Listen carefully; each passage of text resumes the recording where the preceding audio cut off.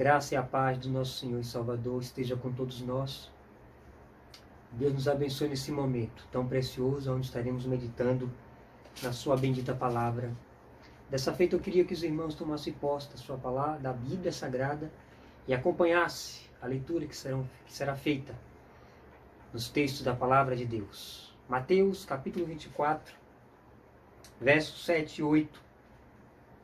E depois a epístola do apóstolo Pedro, capítulo 3, os versículos de 8 a 10. Primeiro texto, Mateus, capítulo 24, versos 7 e 8, que diz: Porquanto se levantará nação contra nação, reino contra reino, e haverá fomes e terremotos em vários lugares. Porém, tudo isto é o princípio das dores. Segunda de Pedro, capítulo 3, de 8 a 10.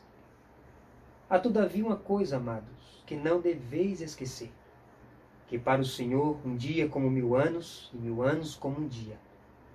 Não retarda o Senhor a sua promessa, como alguns a julgam demorada. Pelo contrário, Ele é longânimo para convosco, não querendo que nenhum pereça, senão que todos cheguem ao arrependimento. Virá, entretanto, como ladrão o dia do Senhor, no qual os céus passarão com estrepitoso estrondo, os elementos se desfarão abrasados, também a terra e as obras que nela existem serão atingidas. Amém. Vamos ainda orar e buscar a bênção do Eterno. Senhor, tem misericórdia de mim mais uma vez. O Senhor tem misericórdia da minha estrutura tão fraca, tão limitada, Senhor, cheio de fraquezas. Perdoa os meus pecados. Que o Senhor me ajude agora, neste momento tão precioso, onde estaremos meditando na sua palavra. Que Tu me conceda a Tua graça de comunicar o Teu Evangelho, Senhor. Tenha misericórdia, lava-me com o sangue precioso do Senhor Jesus. Me dê condições e graça de comunicar a Sua palavra com autoridade e poder espiritual, para que Cristo seja pregado e notificado em toda a sua glória e esplendor. Abençoe aqueles que hão de ouvir a Sua palavra nesse momento. Abençoe cada vida. Abençoe, Senhor. Comunique ao coração a Sua palavra. Nós queremos pedir a Tua bênção para esse momento, em Teu nome, Senhor Jesus. Com perdão dos nossos pecados. Oramos assim em nome de Jesus. Amém. Meus irmãos, o autor da carta é o apóstolo Pedro. Pedro escreve 2 cartas. Ele escreve aos dispersos da região do norte da atual Turquia, hoje. O capítulo 1, versos 1 diz: Pedro, apóstolo de Jesus Cristo, aos eleitos que são forasteiros da dispersão, no Ponto, Galácia, Capadócia, Ásia e Bitínia. Com exceção da Galácia, que se localizava no sul da Ásia Menor, as demais províncias se localizavam ao norte da atual Turquia, que a sua capital tem por nome Ankara. É em meio às perseguições ferrenhas que o apóstolo Pedro, no primeiro século, encoraja, anima, estimula os dispersos daquela região a se manterem firmes em meio às perseguições, a buscar e a pensar as coisas do alto, a meditar nas riquezas espirituais em Cristo, como a conquista da vida eterna pelo Senhor Jesus, como o perdão dos pecados, como a própria presença do Senhor Jesus ao lado da sua igreja, enquanto estava sendo perseguida naquela época. Então o apóstolo Pedro anima aqueles irmãos a se manterem firmes, trazendo à memória todas as riquezas espirituais que eles haviam alcançado por meio de Jesus. Trazer à memória estas riquezas, as verdades espirituais em Jesus, de fato, fortalece a caminhada cristã, encoraja a caminhada cristã. O capítulo 3, o apóstolo Pedro continua trazendo, em outros aspectos, os fatos decorrentes dessa verdade em Cristo, dessas verdades em Cristo. O tema que eu gostaria de compartilhar com os irmãos nesse momento é o cronograma divino e as implicações da parousia, o cronograma divino e as implicações da parousia. O capítulo 3 é justamente a defesa do apóstolo Pedro, animando os irmãos e trazendo à memória este fato da volta de Cristo. Então, já abordamos este assunto em outro momento, fazendo do texto de Mateus nossa base de estudo. Dessa feita, nós estamos trazendo este assunto, a lume, usando o texto do capítulo 3 da Epístola de Pedro. E por conta de algo inusitado que aconteceu essa semana, mais precisamente no domingo passado, é que várias regiões do recôncavo baiano sofreu abalosismos e terremotos. 40 municípios da Bahia sofreu com esse fenômeno, abalosismo, terremotos. O texto apresentado aqui na primeira leitura de Mateus, Jesus fala que nos fins dos tempos viria fomes, muitas outras coisas e terremotos. Então, no dia 30, domingo passado, moradores de algumas regiões do recôncavo baiano tiveram uma experiência que até o momento não pertenciam a eles, apesar de alguns dizerem que já existia em menor escala, em menor grau. Richter, tremor de terra, abalosismo de 4,6 assustaram os moradores. 40 municípios da Bahia, dentre eles Santo Amaro de Jesus, Amargosa, Muniz, Ferreira e outras regiões da Bahia sofreram com este abalosismo e foi manchete nos jornais. Eu queria trazer aqui dois depoimentos, um de um estudante e um de um professor. O do estudante diz: tudo em minha casa tremeu. Foi rápido, durou 2 segundos. Mas de início foi uma sensação muito ruim. Nós de Muniz Ferreira nunca presenciamos uma coisa dessa. Então ficamos preocupados, diz o jovem Aníbal, 19 anos. O geólogo disse, para acalmar o coração daquele povo, o seguinte: o povo pode ficar despreocupado, que não existirá outro terremoto tão grande como este que aconteceu nesse dia. Um depoimento de assombro e o outro de uma vã segurança. O segundo, bem próprio ao que a palavra de Deus, na epístola, mais precisamente na epístola do apóstolo Pedro, capítulo 3, nos adverte que ainda haverá um grande cataclisma histórico na história, que haverá, onde os homens irão desmaiar de terror pelas coisas que sobrevirão à terra. Então, dessa forma, fazendo esse pano de fundo e dando essa introdução como ilustração à nossa prédica, eu gostaria de trabalhar 3 pontos acerca desta cronologia divina na parousia. As implicações, eu queria trazer 3 implicações aqui que diz respeito ao texto. A primeira coisa que há de acontecer, o apóstolo Pedro fala para aqueles irmãos o seguinte: a firme conduta cristã em meio ao sofrimento por amor a Cristo. Segundo, a dupla e rigorosa vigilância da igreja de Cristo. Em terceiro lugar, a conduta ordeira da noiva no aguardo do seu esposo. Então, dessa forma, essas são implicações desse cronograma divino na parousia de Cristo. Então vejamos a primeira implicação desse cronograma divino: a firme conduta cristã em meio aos sofrimentos por amor a Cristo. O apóstolo Pedro chega a dizer: amados, esta é agora a segunda epístola que vos escrevo, em ambas procuro despertar com lembranças a vossa mente esclarecida.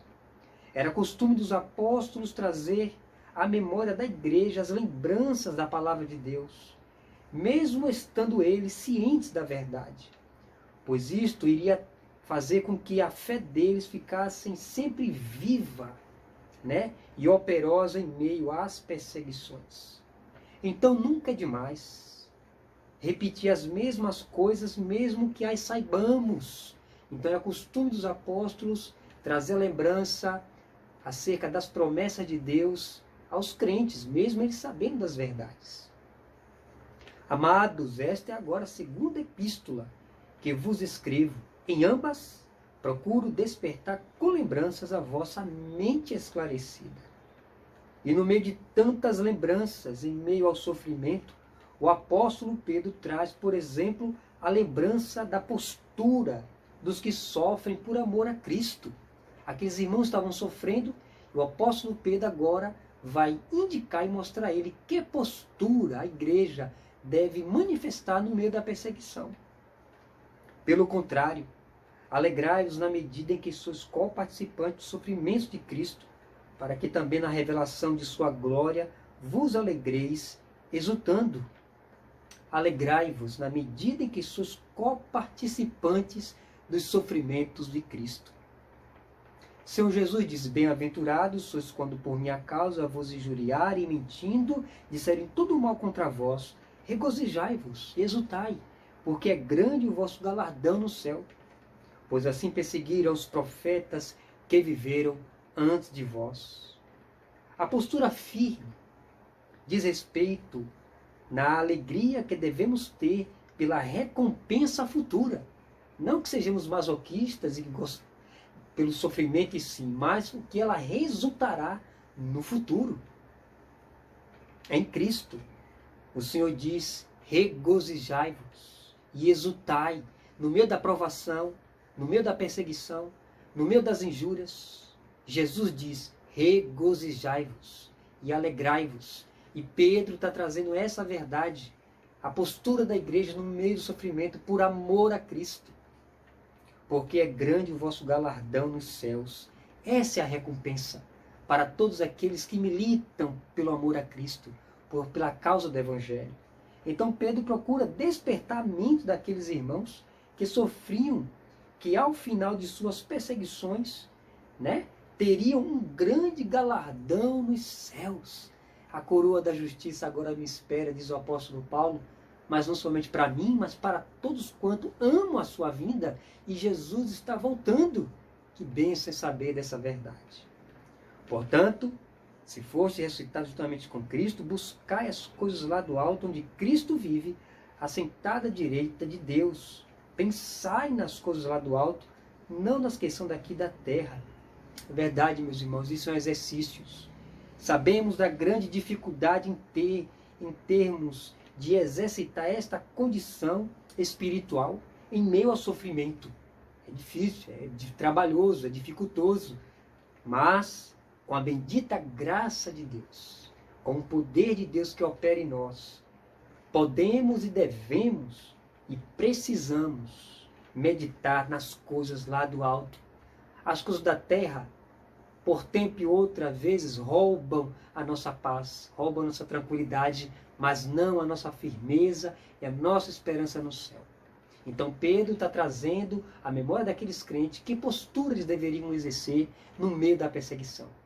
Trazer à memória tudo que pode dar esperança e de maneira alegre regozijar pelo grande galardão que haveriam de receber por serem perseguidos de maneira injusta por amor ao Evangelho e por causa de Cristo. Então, do valor, por conta da perseguição, o valor que redundará ao sofrer por amor a Jesus é a grande recompensa nos céus, o galardão. A palavra de Deus fala, o apóstolo Pedro diz, se pelo nome de Cristo sois injuriados, bem-aventurados sois, porque sobre vós repousa o Espírito da glória de Deus. Não sofra, porém, nenhum de vós como assassino, ou ladrão, ou malfeitor, ou como se intromete em negócio alheio. Mas se sofrer como cristão, não se vergonhe nisso. Antes glorifique a Deus com esse nome. Então, é importante sabermos que se sofremos, para o Senhor sofremos. Se morremos, para o Senhor morremos. Se vivermos, para o Senhor vivemos. Quer pois morramos ou vivamos, somos do Senhor. A palavra de Deus fala que todos quantos querem viver piedosamente em Cristo, padecerão perseguição. Então, a palavra de Deus fala que nós teremos um galardão nos céus. O Senhor Jesus diz que devemos nos alegrar, nos regozijar, não por conta do sofrimento em si, mas por aquilo que redundará. O apóstolo Paulo chega a dizer que a breve e momentânea tribulação que a igreja passa não deve se comparar com a glória que há de ser revelada em nós. Então o apóstolo Pedro traz a memória daqueles irmãos dispersos por conta da perseguição, né, a meditar, a estimular, a exercitar a sua vida espiritual na meditação, buscando e pensando, se afeiçoando das coisas espirituais em Cristo. Isso fortalece a caminhada da igreja no meio das provas, no meio das perseguições. Então esta é a primeira implicação, né, do cronograma divino na parousia de Cristo, na segunda volta do Senhor Jesus, né? A postura da igreja, né? Ela deve manifestar essa postura, né? Firme conduta cristã em meio ao sofrimento. Então, Pedro está dizendo, fiquem firmes, o sofrimento redundará em grande galardão.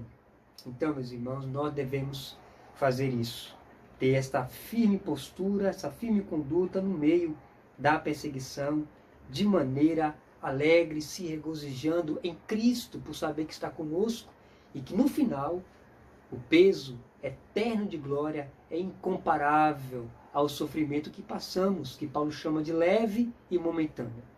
Peçamos graça de Deus para glorificá-lo no meio do sofrimento, porque nós recebemos a graça não de apenas crer no Senhor, mas de padecer pelo seu nome. Que o Senhor nos ajude a isso. Mas em segundo lugar, nós devemos destacar aqui a dupla e rigorosa vigilância da Igreja de Cristo. O apóstolo Pedro diz acerca de duas maneiras dessa rigorosa vigilância. Dá-se de duas maneiras. Primeiro, contra os escarnecedores. E segundo, com respeito à volta súbita do Senhor. Então o apóstolo Pedro agora chama a atenção da igreja para a conduta de vigilância, de duas maneiras. Prestar atenção, tomar cuidado com o homem escarnecedor e com a volta de Cristo. Então, a vigilância contra os homens escarnecedores. Os versos de número 3 a 7 da epístola diz assim para nós. Então o apóstolo Pedro diz para tomar cuidado com os escarnecedores, versos 3. Tendo em conta, antes de tudo, que nos últimos dias virão escarnecedores, com os seus escárnios, andando segundo as próprias paixões, e dizendo, onde está a promessa da sua vinda? Porque desde que os pais dormem, todas as coisas permanecem como desde o princípio da criação. Porque deliberadamente esquecem que de longo tempo houve céus, bem como a terra, a qual surgiu da água, através da água, pela palavra de Deus, pela qual veio a perecer o mundo daquele tempo, afogado em água. Ora, os céus que agora existem e a terra, pela mesma palavra, têm sido entesourados para o fogo, estando reservados para o dia do juízo e destruição dos homens ímpios. Então o apóstolo Pedro diz para a igreja manter uma rigorosa vigilância contra os homens escarnecedores. Os escarnecedores foram semelhantes aos da época de Noé, que tripudiaram Noé, pregador da justiça. Eles vieram a perecer na água do dilúvio. Eles desconsideram os escarnecedores deliberadamente. Eles deliberadamente optam a não acreditar, a desfazer da palavra de Deus, mesmo sabendo que tais fatos ocorridos no passado, né, e resolvem esquecer, tentar tapar o sol com a peneira, e tapam os ouvidos como taparam na época de Estevão, quando ele pregou o evangelho, para não ouvirem a verdade. Então, assim como foi nos dias de Noé, será esta geração que nós estamos vivendo agora, diz o Senhor Jesus. Quando menos esperar, serão tomados de surpresa com a volta do Rei Jesus. As pessoas nesses 40 municípios ficaram tremerosas, com medo. Alguns nem sabiam dizer, não sabemos de qual origem isso parte, mas a Escritura fala, nos últimos dias, antes da volta de Cristo, tremores de terra se darão em vários lugares, lugares que nunca se havia falado de tremores, está acontecendo. E nós, como cristão, como servo de Deus, não podemos deixar passar o mínimo detalhe possível. Devemos considerar os mínimos detalhes, porque esses detalhes apontam para a volta do Senhor e é bíblico. Então, os escarnecedores optam por não acreditar, mesmo tendo o testemunho da palavra de Deus. Serão destruídos, diz a palavra do Senhor. Ora, os céus que agora existem e a terra pela mesma palavra têm sido entesourados para o dia do juízo e destruição dos homens ímpios. Este mundo será purificado com fogo, não com água. Por isso que o Senhor Deus falou para Noé, eu colocarei meu arco nas nuvens e me lembrarei da promessa, meu pacto que eu fiz com você e toda a sua posteridade, que não mais destruirei a terra através da água. Então toda vez que aparece o arco-íris no céu, saiba disso, Deus está lembrando-se, né, da sua promessa feita a Abraão, a Noé e a sua geração. Mas esse mundo de agora aqui, né, estamos agora, está reservado, entesourado para o fogo eterno, a destruição dos homens ímpios. É um grande erro não acreditar. A incredulidade mata. A incredulidade leva o homem para o inferno. Então, a palavra de Deus fala lá em Atos, quando o Senhor Jesus foi assunto ao céu, que os anjos pararam para os apóstolos e falaram: varões galileus, por que estás olhando para as alturas? Esse Jesus que dentre vós foi assunto ao céu, virá do modo que o viste subir. Então, nós temos o testemunho da Escritura que o Senhor Jesus voltará e está voltando. E Ele tem dado sinais, juízos, a pandemia, são flagelos de Deus, são sinais apocalípticos. E os homens devem atentar para esses sinais. Então veja que os varões, os anjos, falou para os apóstolos. Não fica olhando para cima como se ele nunca mais viesse voltar novamente. Porque o anjo disse, do modo que você o viste subir, voltará mesma coisa. Então nós temos o testemunho. Os escarnecedores diziam que não. Desde que existem os tempos, céu e terra, tudo é a mesma coisa. E essa conversa que Jesus está vindo, não temos visto. Mas Pedro diz, cuidado com os homens escarnecedores que vão surgir nos últimos dias com seus escárnios, andando segundo as suas próprias paixões. Então Pedro exorta a igreja a ter uma vigilância rigorosa contra os escarnecedores. E essa época precisamos estar com os olhos abertos acerca dos escarnecedores. Mas ainda, a vigilância acerca da volta súbita de Cristo. Os versos 8 e 10 diz, todavia uma coisa, amados, que não deveis esquecer, que para o Senhor um dia como 1000 anos, e 1000 anos como um dia, não retarda o Senhor a sua promessa, como alguns a julgam demorada, pelo contrário, é longânimo para convosco, não querendo que nenhum pereça, senão que todos cheguem ao arrependimento. Virá, entretanto, como ladrão, o dia do Senhor, no qual os céus passarão com estrepitoso estrondo, e os elementos se desfarão abrasados, também a terra e as obras que nela existem serão atingidas. Então vai ter sim um grande abalucismo na terra.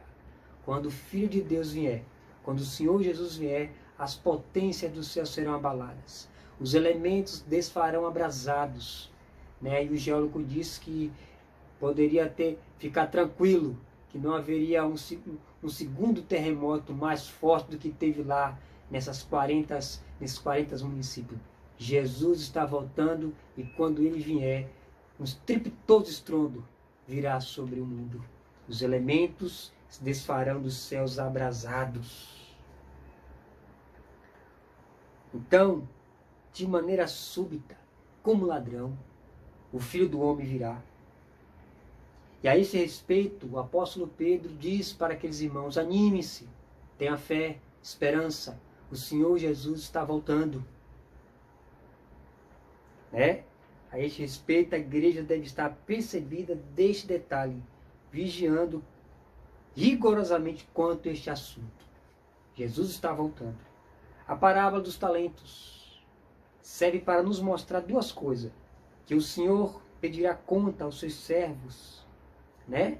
Se foram diligentes no trabalho ou se não foram diligentes no trabalho.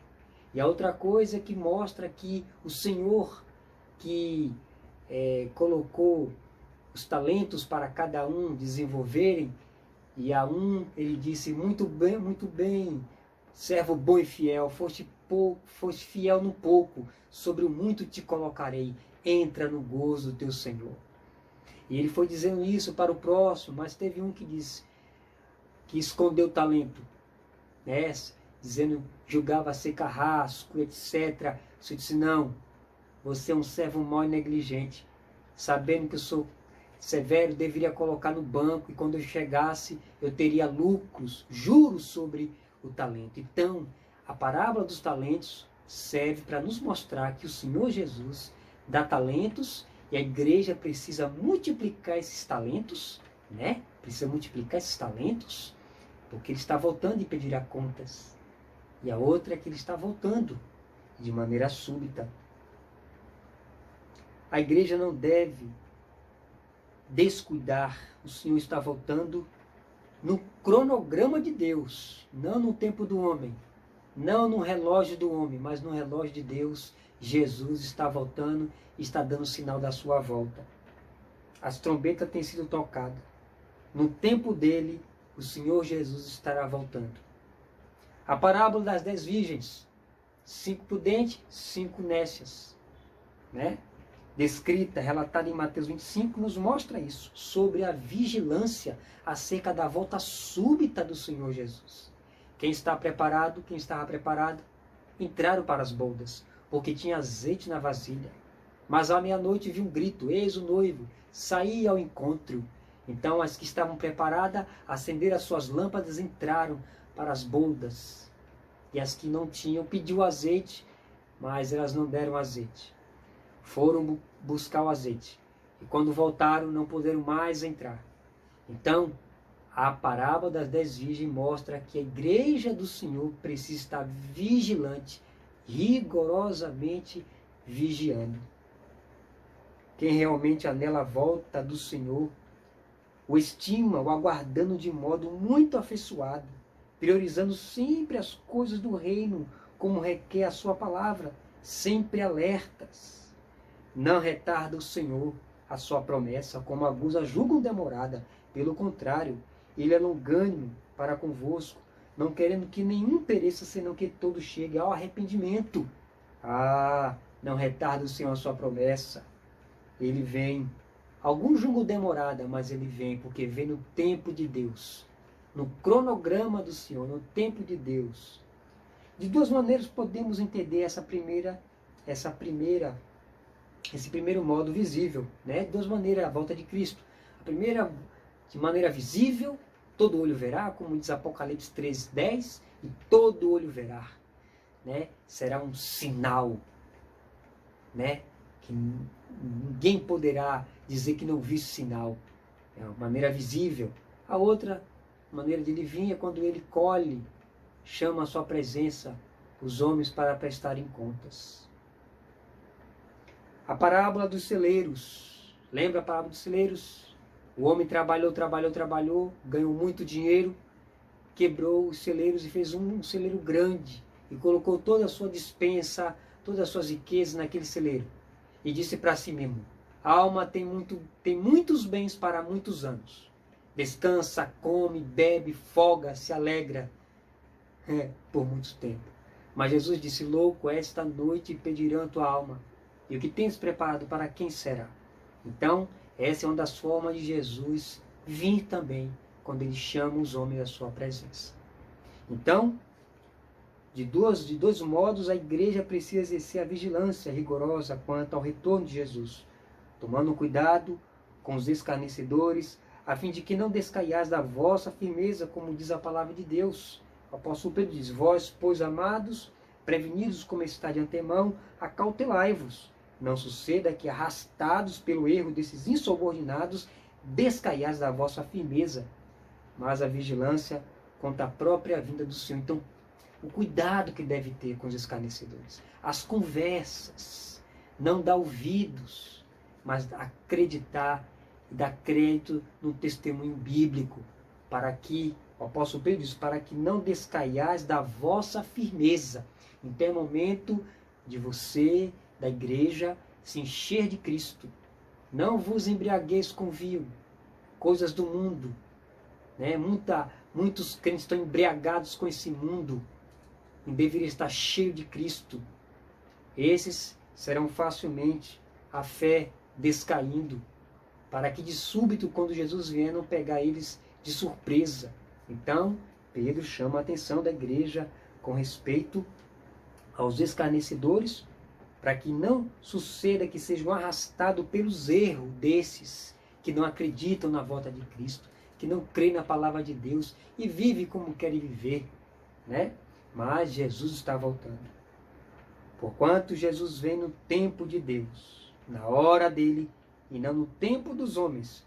Por isso, a sobriedade, a vigilância se faz necessária, pois a hora em que menos pensais, virá o Senhor. Mas em último lugar, a última implicação no cronograma divino quanto à parousia, o retorno iminente de Cristo está na conduta ordeira da noiva, no aguardo do seu esposo. Foi o que as 5 virgens prudentes estavam preparadas com azeite. Representa a vigilância, pureza, né? Santidade. O versos 11 e 14 diz: visto que todas estas coisas hão de ser assim desfeitas, devem ser tais como os que vivem em santo procedimento e piedade, esperando e apressando a vinda do dia de Deus, por causa do qual os céus incendiados serão desfeitos e os elementos abrasados se derreterão. Nós, porém, segundo a sua promessa, esperamos novos céus e nova terra, nos quais habita a justiça. Verso 14 diz: por essa razão, pois, amados, esperando estas coisas, empenhai-vos por seres achados por ele em paz, sem mácula e irrepreensíveis. Então, a postura da igreja agora é uma conduta ordeira da noiva, da igreja, à espera, à guarda do seu Senhor, do seu esposo, do seu marido. Pedro fala sobre isso. O viver santo e piedoso, né? Faz parte da natureza da noiva de Cristo. Paulo aos Coríntios disse que o seu zelo por eles era como um pai que estava preparando a sua filha para o noivo, como uma virgem pura, né? Uma moça pura, virgem, casta. Assim Paulo estava preparando a igreja de Coríntios, a igreja de Deus, como uma virgem pura para o seu esposo. De semelhante modo, Pedro exorta a igreja a exercer o mesmo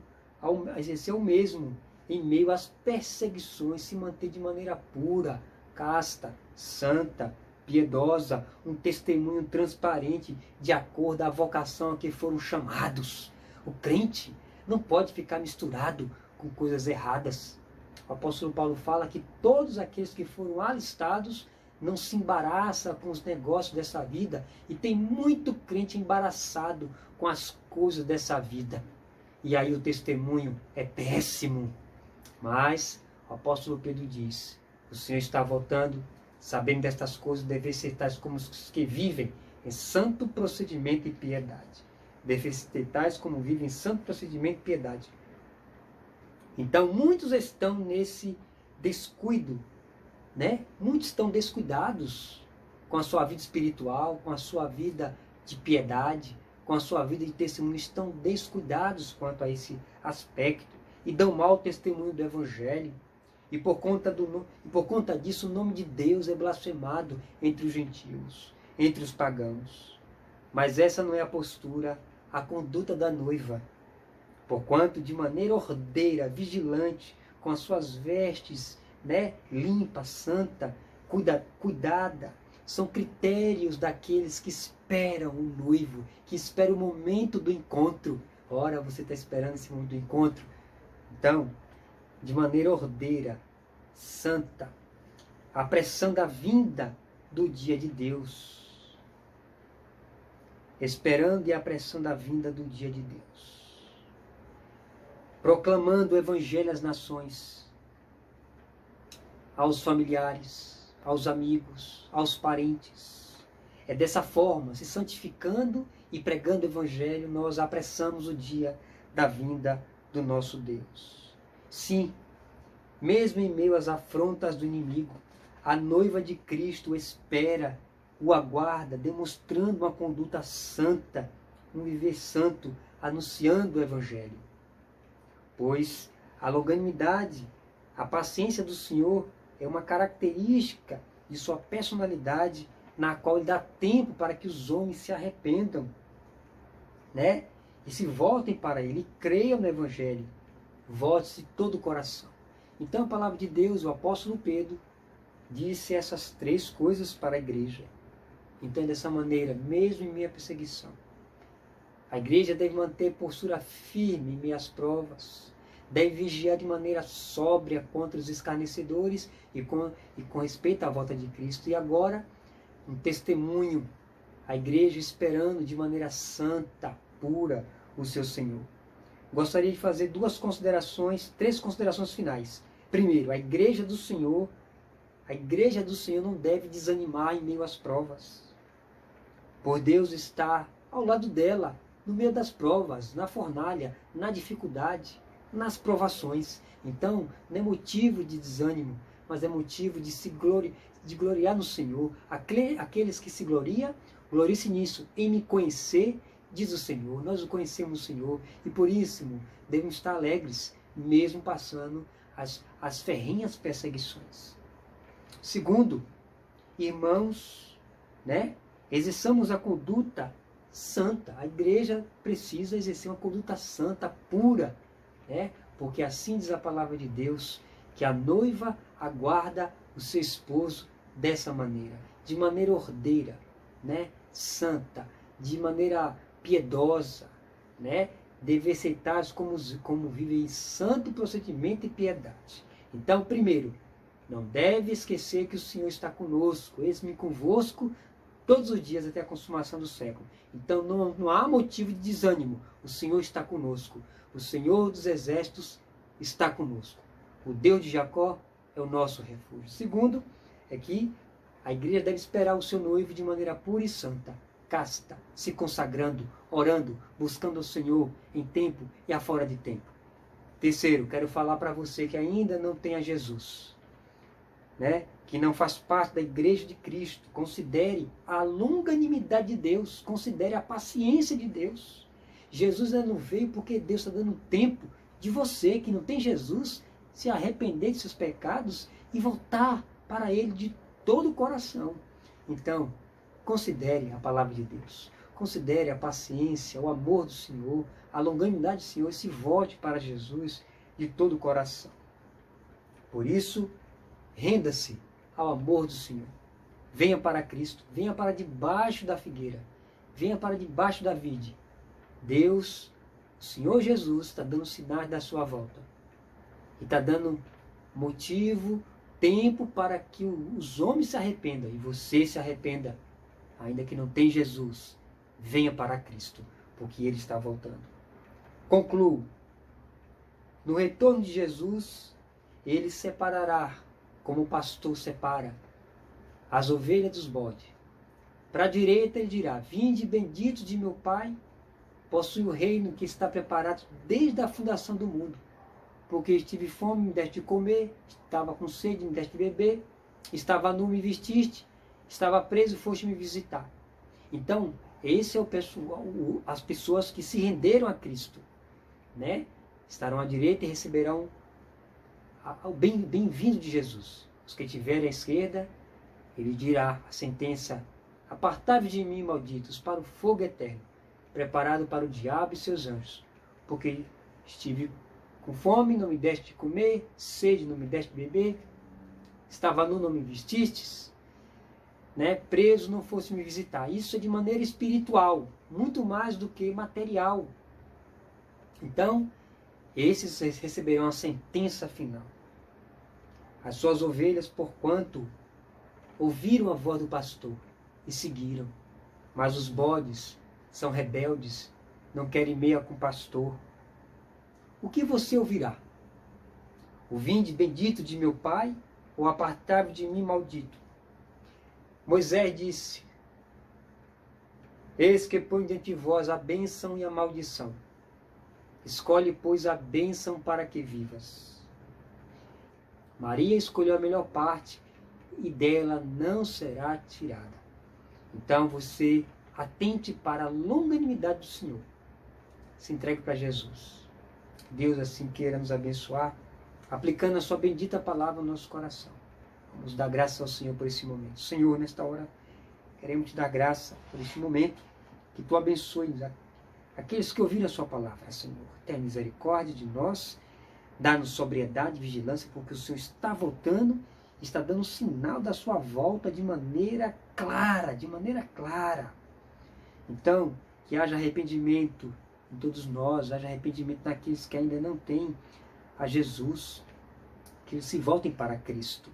Que a sua igreja, que está enfrentando, seja qual for a ferrenha perseguição, que se anime no Senhor, se regozije no Senhor, se alegre no Senhor, porque é grande o nosso galardão nos céus. Assim diz o Senhor. Que o Senhor nos abençoe, em teu nome oramos assim. Amém. Deus te abençoe. Amém.